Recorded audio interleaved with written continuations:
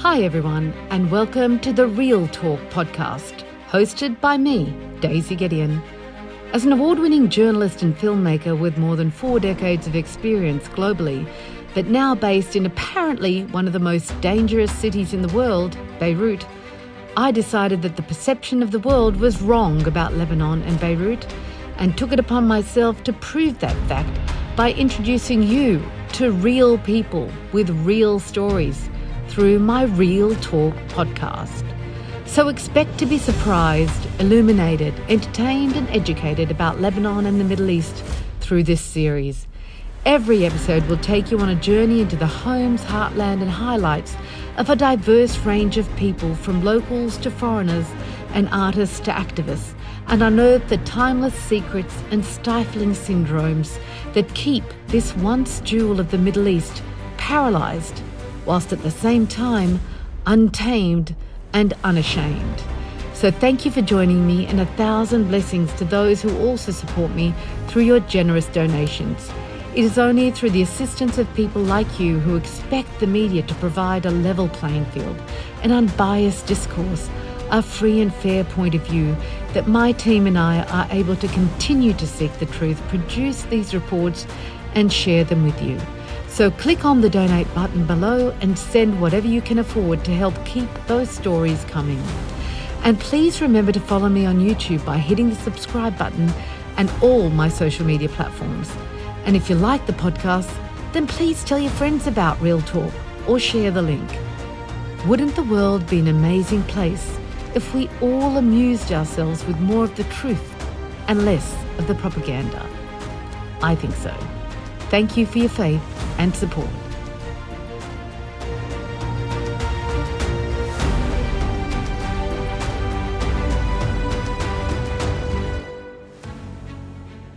Recently, I had the great privilege of travelling to New York to sit down for an exclusive interview with both the permanent and the deputy permanent observer for the state of Palestine to the United Nations, Ambassadors Riyad Mansour and Majed Bamya, the two men at the coalface defending the rights of the Palestinian people in the only arena where it counts. This interview with Ambassador Bamya provided me with great insight and understanding into the reasons why he continues to get up every morning and grind every single day with the team, the Palestinian team at the United Nations, to defend and fight the good fight for their people and demand that international law be applied equally to the Palestinians as it should and must be applied to all people of all nations. What I learned in this interview, I hope, will help you also grow and benefit. Benefit so that you continue to be determined and to be strengthened and to be invigorated to fight this fight alongside the Palestinian people, who are not only defending their own rights, but the rights of all humanity, as we have witnessed over the last 10 months. This is not about Gaza. This is not about the Palestinian people alone. This is about all of us and the future we want to provide and protect for our families, our children, our grandchildren, and all of humanity. Thank you for watching.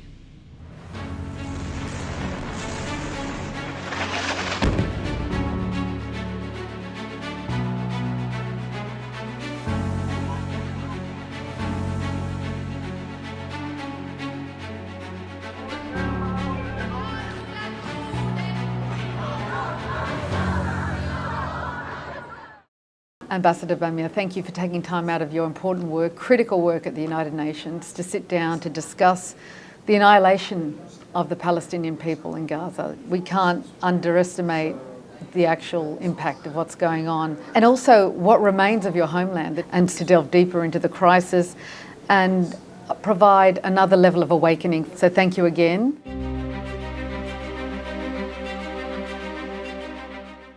What you've told me is that you were a refugee from Jaffa, which is an ancient port city in formerly what was known as Palestine and now the occupied areas, or what we know to be Israel. Can you tell us briefly about the story of your family in Jaffa and your upbringing? Did you actually get to live in Jaffa? So first, thank you for having me. The story of Jaffa is the story of the family. My father was born in Jaffa, not myself. Both my parents are refugees. Their families is the story of the Nakba. In 1948, families had to leave Palestine, and they found themselves, both families, in Lebanon. But Jaffa has always been present in our storytelling of the grandparents and around us, in some of the immobilia that remained of our old house, in the memories that they could share with us, and in my mother's love for the sea. And my grandfather, my maternal grandfather, when he had to leave Jaffa, at some point went to Gaza and lived in Gaza. To resume his business, he was in charge of the buses that used to go from Lebanon to Egypt and across Palestine, when at a time where it was possible to do that travel. This is our homeland, and we have a belonging to its cities, to its stories, to our houses. My home is still there in part in Jaffa. Our family home still stands there. I had the chance to visit it a few years back. I am somebody who believes tremendously in peace, but I will not relinquish the land to which I belong and the connection I have with it, and I am not willing to relinquish the rights of my people. And I guess that probably is what led you to diplomacy. I always knew I wanted to do something for my country, for my people. I also come from a situation of privilege compared to the rest of my people who have suffered tremendously. Ambassador Bamya's exposure to politics and diplomacy came early in life through his mother, Samia Bamya, who was a Palestinian political and women's rights activist for more than 30 years. Samia Bamya helped formulate the Palestinian government's plan of action on gender and served as Director of UN and international organizations and Director General of European Affairs, and was a member of the committee assigned to draft a Palestinian constitution under Minister Nabil Shah.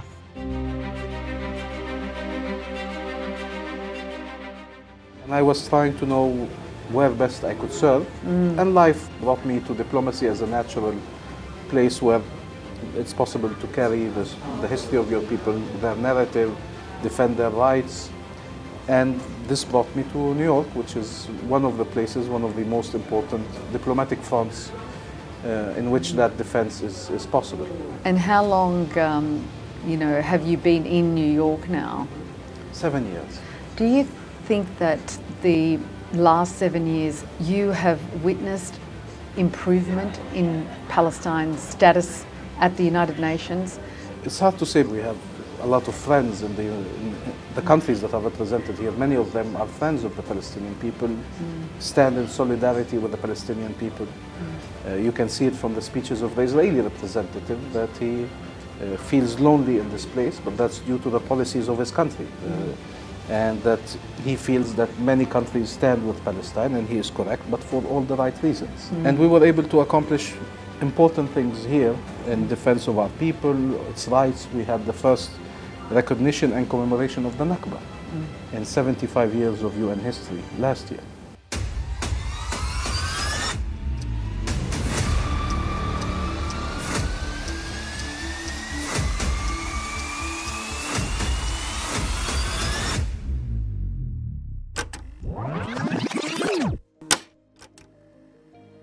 The General Assembly is now voting on draft resolution titled Division for Palestinian Rights. In favor, 90. The draft resolution is adopted. Our people stand united today to commemorate the Nakba. We will remain nationally united in every way, no matter the challenges. We call on you to join this mighty and marvelous chorus of justice and sing a song of freedom. We are amazed by the resilience of the Palestinian people. That steadfastness, the courage, the dignity is an inspiration to all of us.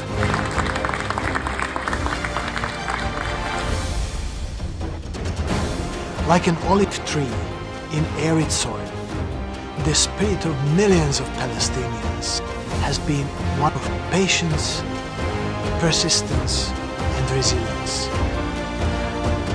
ومع كل التضييقات الإسرائيلية ثمة كثيرون صمدوا وعاندوا للبقاء على أرضهم. For the first time in the history of the United Nations, this is a long-awaited acknowledgement.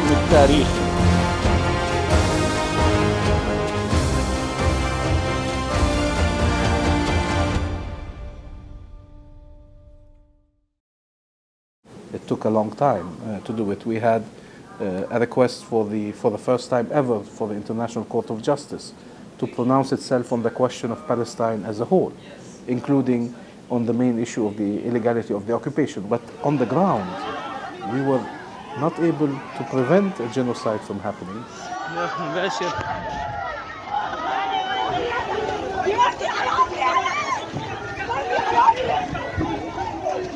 And this creates a frustration with the United Nations and the international bodies that they say the right things, but then that actions don't follow. And this is what needs to change if we want to stop the Israeli assault on our people, including and notably now on the Gaza Strip, but also if we want to end the occupation and achieve peace. For a while, we thought that if we solidify an international consensus on Palestinian rights in the 70s and 80s, if we get recognition of Palestine, if we get support for the other people's rights, then Israel eventually will have to acknowledge them, recognize them, and we will be able then to find a solution. But you need in parallel accountability for what Israel is doing against the Palestinian people. And that states have to, accept that there's a measure of responsibility in the kind of relations they are willing to develop with a country that's an occupier, that is imposing an apartheid on our people, and now that is imposing a genocide.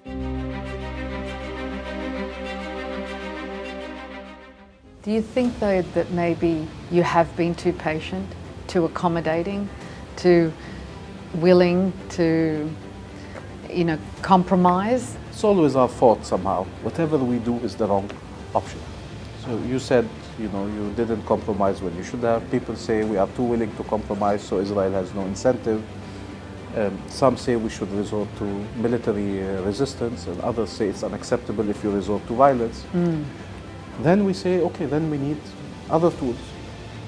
Boycott, divestment, and sanctions like we did in South Africa's apartheid. People say that's unacceptable. Maybe judicial means can help us. ICC, ICJ.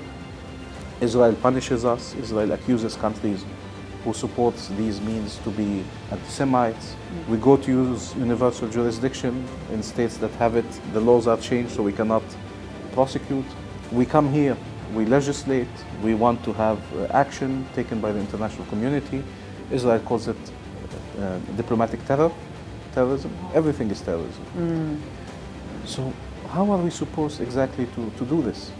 And so if the military resistance is not an option, then the option should be huge amount of pressure on Israel. And that pressure cannot come from the people under occupation. That's not how it works. It should come from an international coalition of the willing that will take the necessary steps to push Israel into compliance with international law. That's all we're asking for. Comply with international law. Accept our humanity. Stop denying our existence. Stop denying our statehood. The fact that Israeli permanent representative can stand in the General Assembly and call states anti-Semites, collaborators of the Nazis, because they support Palestine's membership to the UN. It's unacceptable. But why does he do it? Why does Netanyahu feel he can come out and say, I never will accept the Palestinian state. I will do everything to prevent that from happening? Because he doesn't think there will be consequences. I continue to believe what is missing is the will. We see there's a lot of desire and there is consensus for it, but there is only one state that prevents it, and that is the United States of America. Are you talking about the will from America, or are there other states that can still put more pressure? Every state can take actions against settlers, against settlements, states that provide arms have the ability to stop providing these arms. States that have very developed relations with Israel can decide not to have that kind of relations with a country that behaves this way, and until such time it changes its behavior. And I said it, some countries are criminalizing the tools that are available for civil society, for students, for others, to protest Israel's policies rather than take action because of the illegality of Israeli actions. And fundamentally, if you say, I am in favor of international law and peace and even the two-state solution, you see that Israel's actions are a main reason why we're not there. So taking action against these policies can in no way be construed as anti-Semite, as a wish to destroy Israel. The country that is being destroyed is Palestine.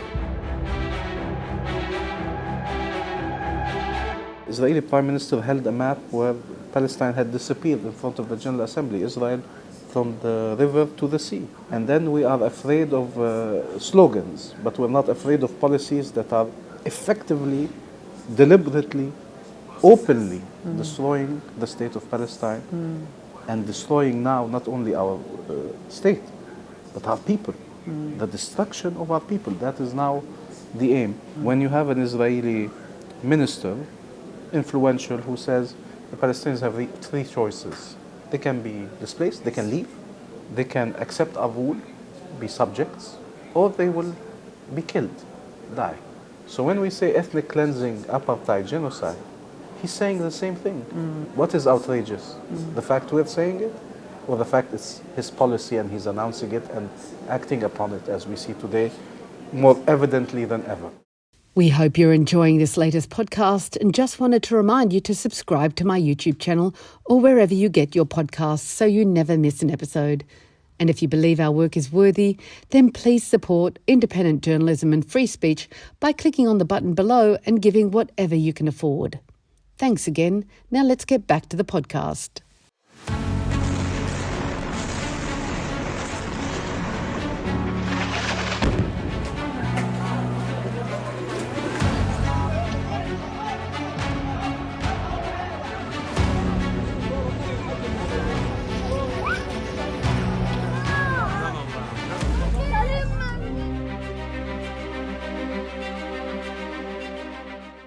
The Palestinian story, as you've said, is tragic, and it's forced us all to wake up on many levels. To see what's happening to the Palestinians has also forced us to look at what's happening to us in our own countries, our rights, our freedoms, our future. And it's devastating that the Palestinians are paying the price for all of our learning, and we pray it is a turning point in history for all of humanity. That's the most important thing that could come out of this tragedy, absolute tragedy. We often say Palestine is the test for the credibility of the international law-based order. The world cannot afford to fail. And we've seen it, you know, the fact that peoples are fed up with double standards, are fed up that their humanity is not recognized to the same level. For us, the guiding principle is international law, and we are bound by it, but the other side has to be bound by it as much for it to work. That's what, people around the world are saying, that it's not a level playing field, and they're frustrated and have had enough of it. So that's the awakening that people are having. Free Palestine! Free Palestine!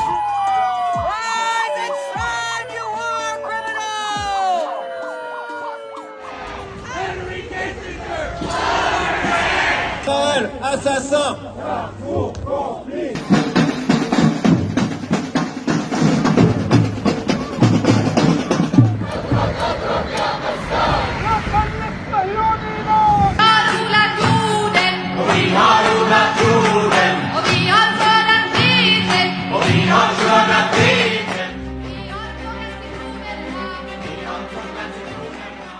I'm going to shift the conversation to Palestinian prisoners, the detainees. We see stories, and we have seen a lot recently, of more and more civilians, especially young children, boys that are being captured by Israeli forces in the West Bank.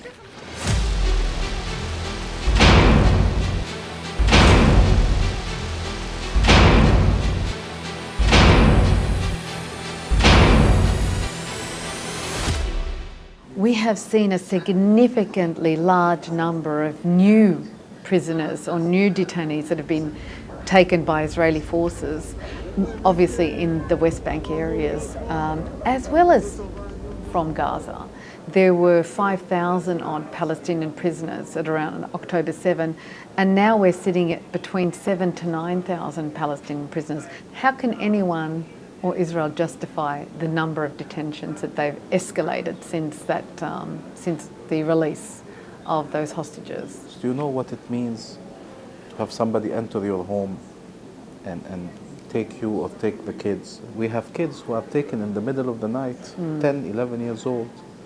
Their parents are powerless to protect them, imprisoned under the so-called administrative detention, the worst form of arbitrary detention, where they give you no explanation whatsoever, and they can keep you in detention for 6 months. It's worse than the detention system that prevailed in apartheid South Africa. And these kids are no longer kids when they come out of prison. They have been traumatized for life. You've taken away their childhood. And we've seen thousands arrested after the 7th of October with that purpose. We've also seen it conduct a war against the prisoners who are in its captivity, who have no means to defend themselves. The most vulnerable, we speak of the children and the women. The prisoners are within the dragon's head. So they're able to torture them, humiliate them, insult them, threaten their families, arrest members of their families.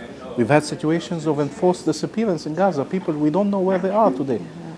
We are unable to give you an exact number of prisoners anymore because we don't know who's under the rubble, who's kidnapped, who's in the prisons.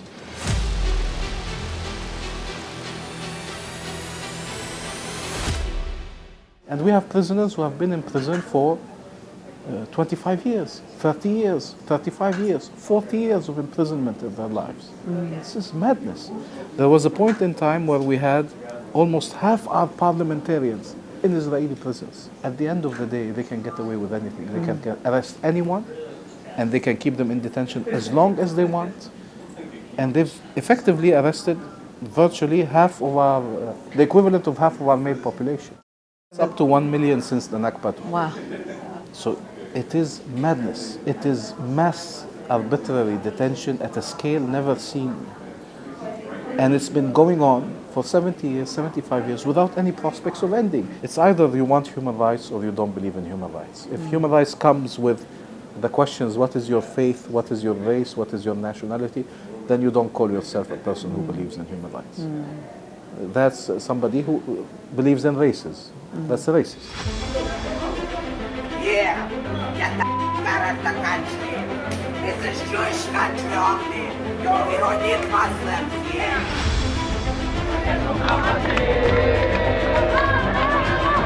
النكبة الثانية عن طريق عربي جوزة عربي بكيفك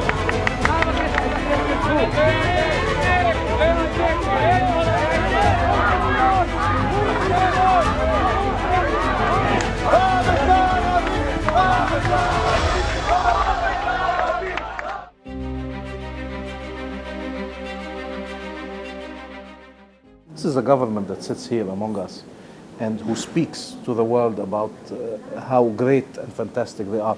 You still had Netanyahu saying we are the most moral army in the world. There's no evidence to corroborate that kind of statement. On the contrary, there's ample evidence. And you know who provides that evidence?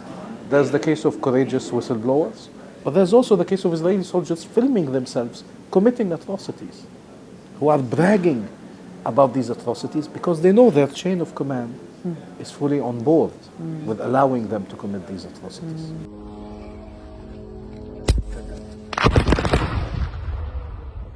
And that comes with the impunity that you talked about before, that not only the Israeli government but also the Israeli military personnel feel completely absolved. But it's almost like the military, the soldiers believe they are within their rights.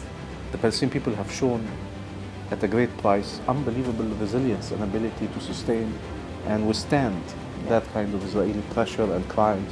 And our people in Israel, Palestinians in Israel, citizens of Israel, have shown they are not willing to relinquish their Palestinian identity. What we can hope for is that many more nations are now recognising the state of Palestine, with or without the United Nations or United Nations Security Council. We're up to 143 nations around the world that have acknowledged the state of Palestine, and hopefully more will be moving to that decision as well. Logic sometimes is not used or applied in the most important of situations like what we're discussing right now, because it doesn't serve the ultimate objective, and there's no real will, as we were talking about before, by the opposing player, Israel, to really want peace for both nations, for both people. I'd like to turn now to the instrument of the United Nations and the resolutions that have been passed against Israel since 1948, and since actually Resolution 181, the partition plan, and when the whole disaster began, injustice began. When I look at the United Nations Human Rights Council alone, it's passed adopted 99 resolutions against the State of Israel since 2006 when it was created, and 5 just recently in April, and all of them condemning Israel. In the Security Council, we've seen around 230 resolutions passed against Israel since 1948, which, according to what I've been able to find out, is the highest number of resolutions passed against any one nation. It's quite mind-blowing. From a layman's perspective, looking at the figures alone and the wording of these resolutions, it seems astonishing that a repeat offender on such a massive scale, such as Israel, has not already been declared a rogue or pariah state by the United Nations and the members of the United Nations. How does Israel continue to get away with this? Depends which friends you have. But people will give you different justifications. Some will go to the historical justification, some to the political justification. But most will agree that Israel is inflicting self-harm and inflicting great harm on the Palestinian people. Colonization started over 55 years ago, and it was condemned immediately. It's still condemned today. The difference is now you have 700,000 Israeli settlers. You had tens 55 years ago when it was condemned, and you have over 700,000 today. So when do we take action against the settlement enterprise? When do we hold accountable Israeli leaders who promote settlement? This needs to end. This inconsistency, this incoherence, allowing criminal action to go unpunished, unchecked, or simply condemned but not acting upon that condemnation. That's the turning point. So sometimes this place seems like the most important front, diplomatic front, for this battle of narratives, of rights, of convincing the world, of mobilizing the world. And I believe this is an important place for that. And sometimes it feels it's not making a difference on the ground. But in both cases, you have to fight as hard, hoping that even if you cannot see it yet, it is making a difference. And in 1988, had you asked anyone reasonable, is the apartheid going to fall? The answer would have been no. Materially, we couldn't see it yet. 2 years later, it had disappeared. I hope we are closer than what we believe to the moment where Palestinians will finally be able to live in freedom and where all our region will be able to live in peace. You know, we feel a lot of pride seeing our flag everywhere as a symbol of this quest for freedom and justice. I hope to see it one more normal flag, just there outside with all these flags around the world, and our nation will take pride in it as any nation would, but it doesn't have to carry all this weight of this terrifying injustice and a nation fighting for its existence and for its rights and just to be. Are you sick and tired of having to fight for your rights? Do you think the Palestinians are just exhausted? I think the Palestinian people has every reason to be exhausted.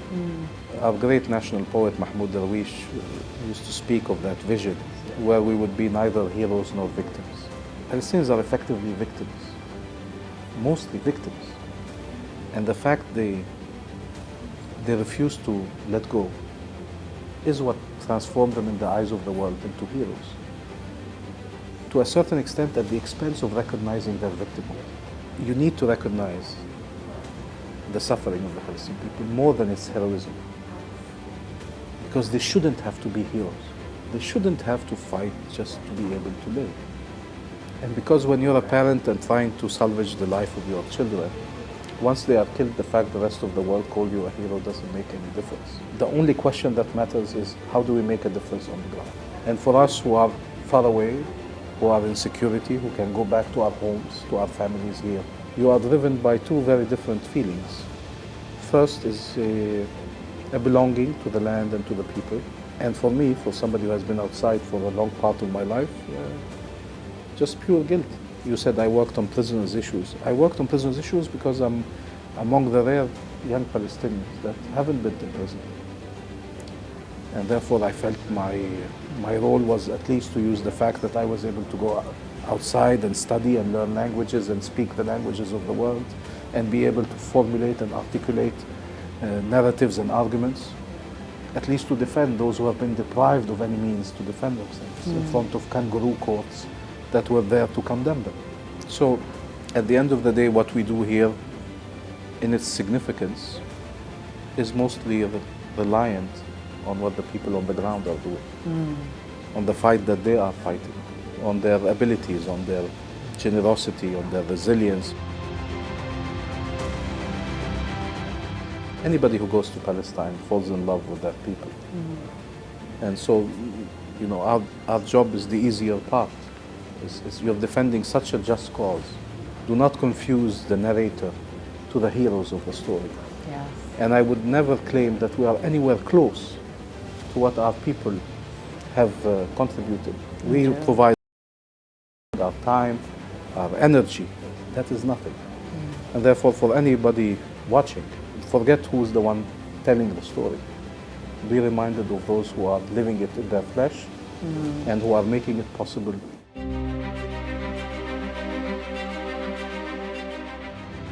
You reminded me of Albert Einstein, who rejected the Zionist state in 48-50. He was invited to come back by the first leader, Ben-Gurion, and he rejected it as a true pacifist. Before he died, he said that, you know, it is incumbent upon the leaders of the future to defend morality. That's going to be the real fight for the future. Listening to you talk and listening to what we're really defending right now is values, it's morality, it's humanity, and that is the greatest fight for all of us and why we all feel connected to the Palestinian struggle.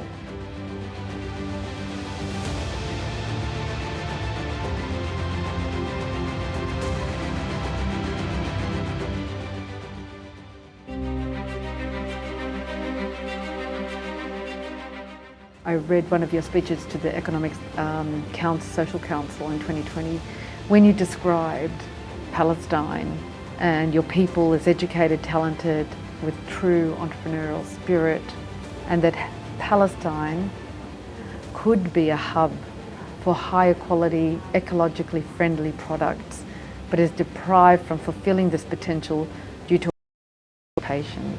Our nation has unbelievable potential that, if unleashed by freedom and independence, would change the lives of millions of Palestinians and make us almost overnight independent of aid. You had a vision, and you have a vision for your people and your country. Where is that dream today? Where is that dream for Palestine today? There is no dream without the dreamers. And Israel is killing the dreamers. I have seen people with unbelievable potential either being killed or arrested for years of their lives where they could have done a lot. So our obligation is to save the dreamers. We must be a free country for free people, which means free men and women enjoying their rights, enjoying democracy, enjoying human rights, enjoying women's rights. We have to live up to the sacrifices of our people, which have been tremendous. And I have faith. I don't have scientific proof, but deep within me, there isn't a shadow of a doubt that this day is coming or that I will see it. Very nice. Thank you very much. Thank you. Thank you for tuning in to another episode of Real Talk and experiencing firsthand the real stories told by real people. I hope you found value and meaning and encourage you to subscribe to my YouTube channel or wherever you get your podcasts. Your ongoing financial support is vital to our ability to continue delivering these stories, so please remember to click on the donate button in the description, giving only what you can afford. I spent my whole life giving my time, money and skill to serve human rights and social justice causes, and I know it's not easy to keep giving selflessly. But this work is important because the mainstream media has failed to live up to their obligations. So we need to step up, speak up, or we're no better than them. I believe by tuning in to this podcast, you are someone who wants to know the facts and the truth, so you can independently decide what to believe and what not to. My job is to deliver that information. Yours is to place a value on it. Whatever you decide is humbly welcome. Thanks again, and see you on the next episode of Real Talk.